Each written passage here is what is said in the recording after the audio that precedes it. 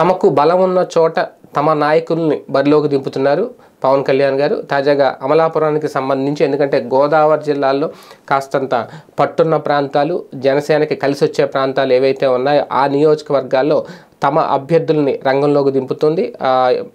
జనసేనకు కేటాయించిన 24 స్థానాలకు సంబంధించి మొదట 5 స్థానాల పేర్లే ప్రకటించారు. కాబట్టి ఇప్పుడు తాజాగా అమలాపురానికి సంబంధించి సెట్టుబత్తుల రాజుబాబు అనే వ్యక్తి అభ్యర్థి పేరు ఖరారు చేశారు. దాదాపుగా అర్ధరాత్రి ఖరారు చేశారంట అప్పటికప్పుడు.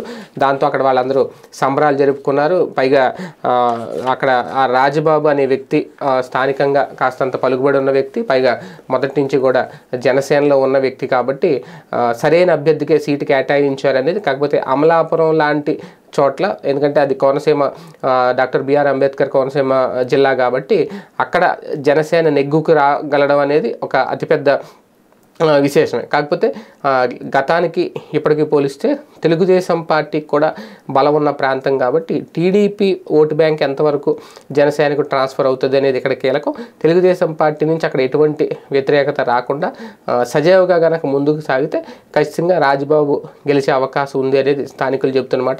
మొత్తానికి ఒక్కొక్క నియోజకవర్గానికి సంబంధించి అంటే 24 నియోజకవర్గాల్లో 5 ముందే ప్రకటించేశారు కాబట్టి ఇక మిగిలిన 19 నియోజకవర్గాలకు సంబంధించి ఒక్కొక్క నియోజకవర్గం అభ్యర్థిని పవన్ కళ్యాణ్ గారు ప్రకటించుకుంటూ వెళ్తున్నారు. దీనిలో భాగంగానే అమలాపురం సంబంధించి అభ్యర్థిని కూడా ప్రకటించారు అనేది, అది కూడా రాత్రికి రాత్రి అనౌన్స్ చేశారు, అప్పటికప్పుడు తెలిసిందనేది. అక్కడ స్థానికంగా జన సైనికులు సంబరాలు చేసుకుంటున్నారు తమ నాయకుడికి సీట్ ఇచ్చినందుకు అనేది. రేపొద్దున మరి ఏం జరుగుద్ది, గెలుపు ఎంతవరకు సాధ్యం అనేది చూడాలి.